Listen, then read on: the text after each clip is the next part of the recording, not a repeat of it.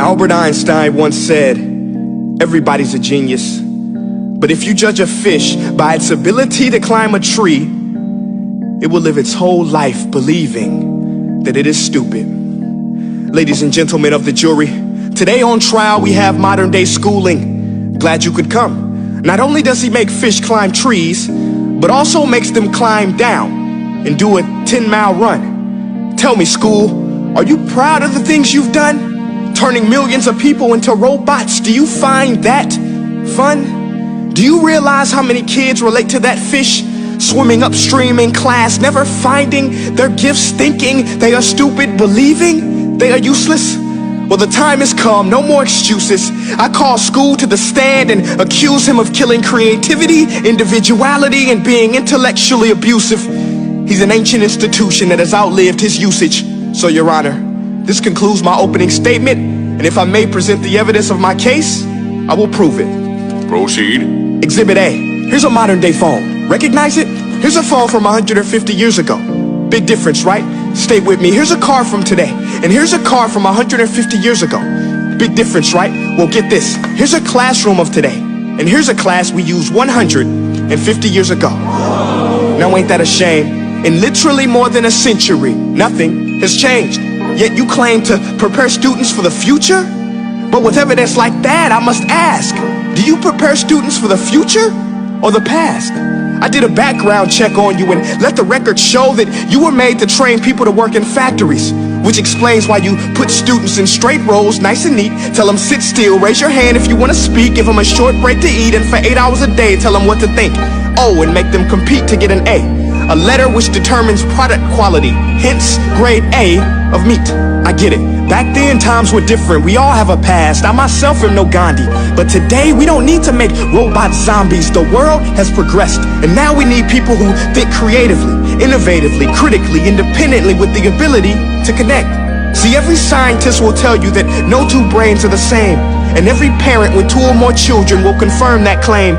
So please explain why you treat students like cookie cutter frames or snapback hats, giving them this one-size-fits-all crap. Watch your language. Sorry, Your Honor, but if a doctor prescribed the exact same medicine to all of his patients, the results will be tragic. So many people will get sick, yet when it comes to school, this is exactly what happens. This educational malpractice, where one teacher stands in front of 20 kids, each one having different strengths, different needs, different gifts, different dreams, and you teach the same thing the same way?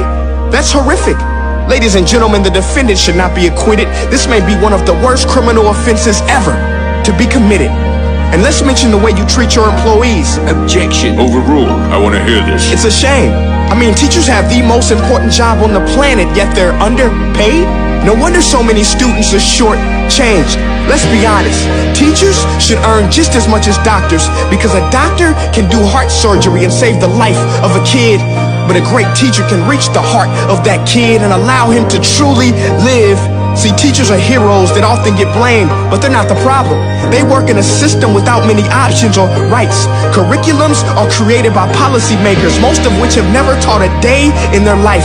Just obsessed with standardized tests. They think bubbling in a multiple choice question will determine success. That's outlandish.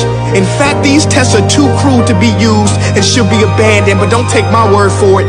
Take Frederick J. Kelly, the man who invented standardized testing, who said, and I quote, "These tests are too cruel to be used and should be abandoned." Ladies and gentlemen of the jury, if we continue down this road, the results will be lethal. I don't have much faith in school, but I do have faith in people. And if we can customize healthcare, cars, and Facebook pages, then it is our duty to do the same for education, to upgrade it, change it, do away with school spirit, because that's useless. Unless we're working to bring the spirit out of each and every student, that should be our task. No more Common Core. Instead, let's reach the core of every heart in every class. Sure, math is important, but no more than art or dance. Let's give every gift an equal chance. I know this sounds like a dream, but countries like Finland are doing impressive things. They have shorter school days, teachers make a decent wage, homework is non-existent, and they focus on collaboration instead of competition. But here's the kicker, boys and girls. Their educational system outperforms every other country in the world. Other places like Singapore are succeeding rapidly. Schools like Montessori, programs like Khan Academy. There is no single solution, but let's get moving. Because while students may be 20% of our population, they are 100% of our future. So let's attend to their dreams, and there's no telling what we can achieve. This is a world in which I believe, a world where fish are no longer forced to climb trees. I'll rest my case.